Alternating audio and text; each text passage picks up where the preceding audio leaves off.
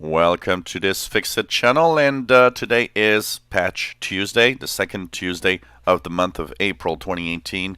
The second Tuesday of every month is Security Update Tuesday for Microsoft.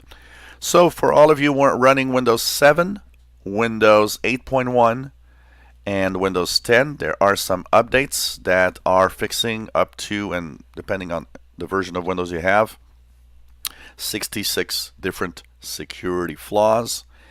They are of different kinds, of course, but they are important to fix. None are critical or, of 0-day patches. That means none of them are right now exploited by bad guys, but still you don't want to keep that on your PC. So on Windows 7 and Windows 8.1, check out your updates.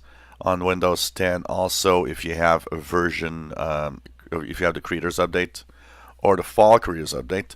Very important if you have an older version of Windows 10, which is the anniversary update that was released in July of 2016. It's important to note that the security updates are now over, which means that you are going to be vulnerable in the future if you do not take the time to upgrade your Windows 10 version to one of the latest versions. So Patch Tuesday, 53 separate security holes in Windows if you count only the Windows ones, and with the 13 that are added for Office, that makes 66 security flaws basically that are available. So Patch Tuesday is upon us, and it's important to patch your computers. Go your Windows updates.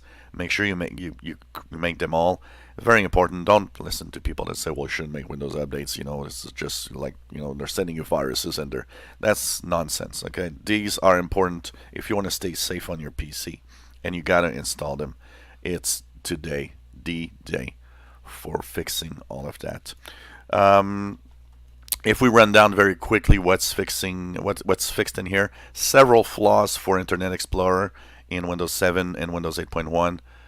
Also Windows 10, and several flaws in Microsoft Edge browser in Windows 10, an Adobe Flash Player update, which is pretty much every month now, if not more than once a month sometimes.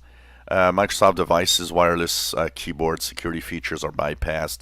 Microsoft graphics components of all sorts of problems. Scripting engines has a few problems.